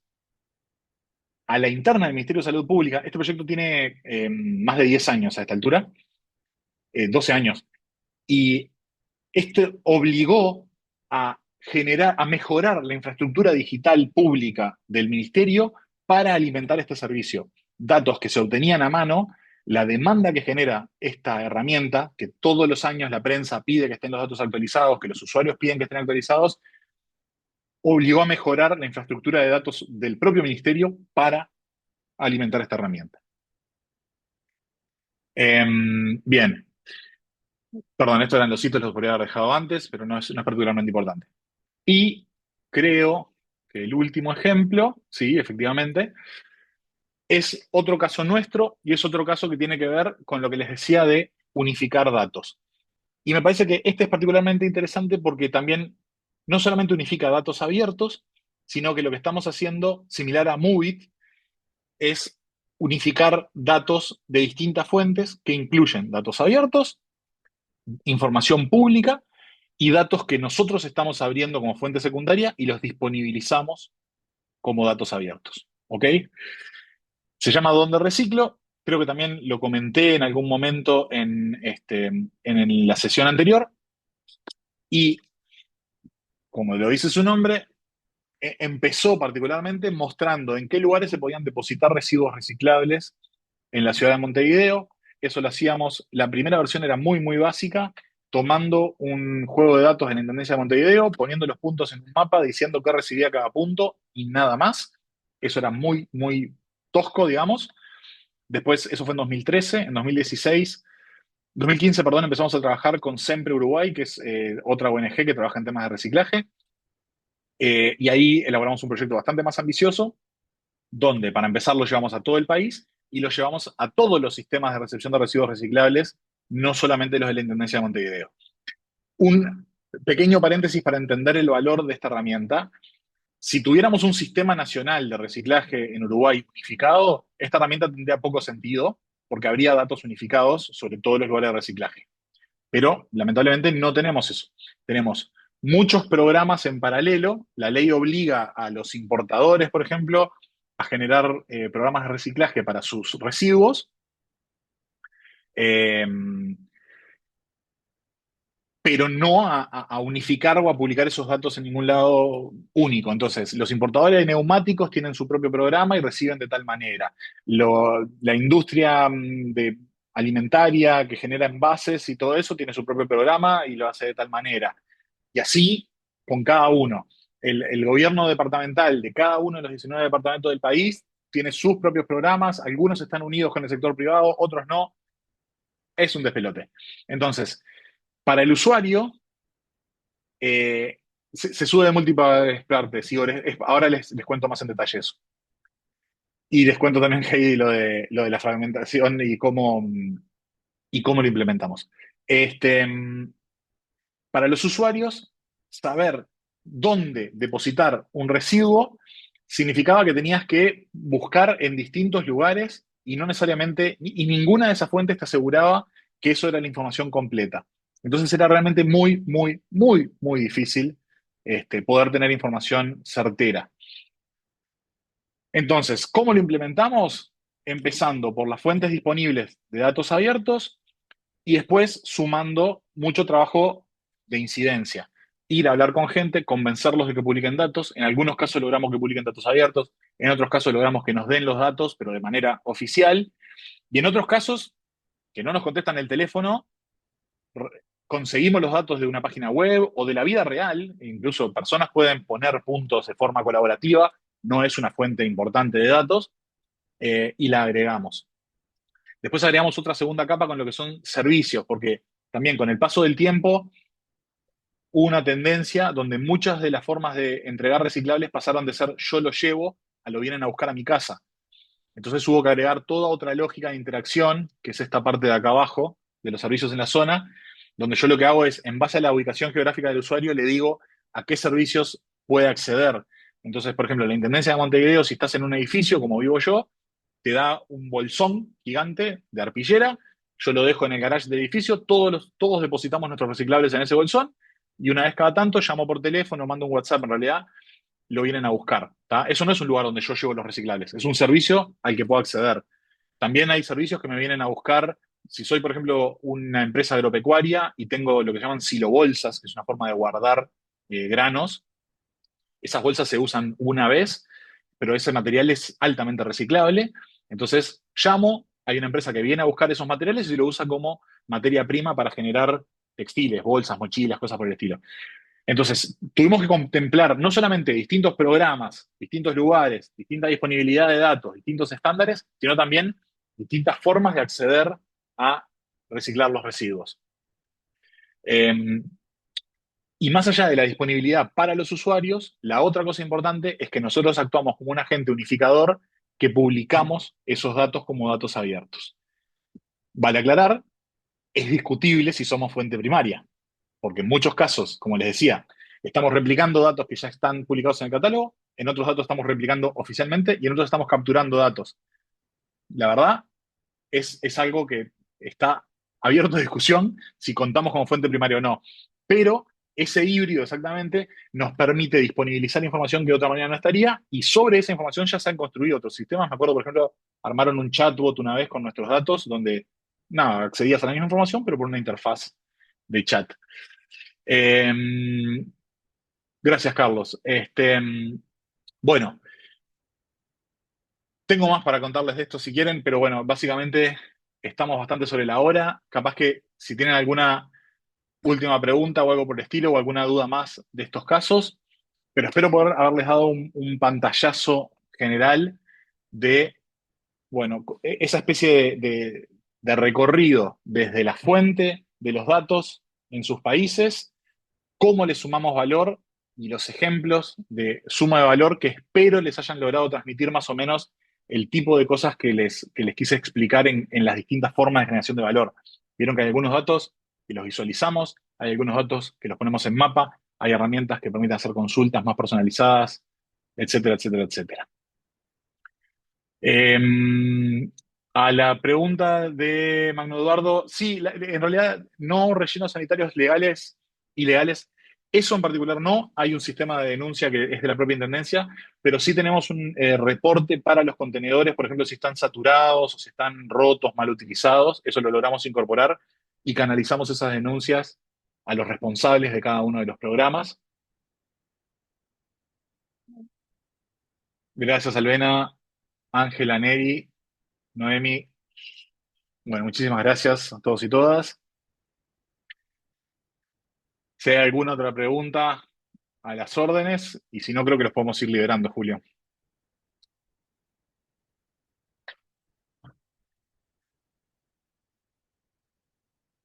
Estás muteado, Julio. Creo que estás hablando, pero Gracias, Chino. Gracias a todos por sumarse a la sesión del día de hoy. Ya estamos a 2 minutos de cerrar. Queremos ser puntuales como siempre y damos las notas rápido. Por favor, listado de asistencia importante para que les podamos compartir los correos. Quisiera tomar una foto de la sesión, entonces si nos pueden apoyar abriendo su cámara, les agradezco mucho. Y mientras nos arreglamos ahí, preparamos y abrimos la cámara, compartirles. Este proceso de formación está dividido en tres grandes etapas. Una etapa introductoria o básica, que son 3 sesiones, que la próxima semana finalizamos. Luego, en 2 semanas, iniciamos la etapa intermedia, que ya es poner un poco más en práctica estos conocimientos de datos abiertos, comenzar a consultar la información. Y una etapa especializada, que ya vamos a hablar de estándares de Open Contracting, ¿verdad? Cosas un poquito más específicas y más técnicas. Ustedes, al estar registrados a la etapa uno, automáticamente están invitados a las siguientes etapas, pero les queremos compartir esa información. Y el segundo tema también muy importante que les queríamos compartir es estaremos compartiendo los recursos y materiales. Ahí les compartí al chino que se hizo una investigación de los portales de datos abiertos de Centroamérica. En este primer momento tenemos pública únicamente la información del portales de Guatemala, Panamá y Costa Rica, pero con gusto podemos sumar los de Honduras, El Salvador, para que ustedes también puedan ir visitando y conociendo qué información se publica en cada uno de estos espacios. Entonces, sin más, si les parece, hacemos la cuenta para tomarnos la foto a la cuenta de tres. Uno, permítanme que ya ni me dio tiempo de ajustar aquí. Últimos ajustes. Uno, dos y tres. Perfecto, muchas gracias por su participación y su apoyo. El día de hoy, mañana estaremos enviando el correo con los recursos y también en el grupo de WhatsApp. Que tengan un excelente día, los mejores deseos y nos perdón, vemos el próximo jueves en el mismo canal, en la misma hora y el mismo espacio. Que tengan lo mejor. Bye.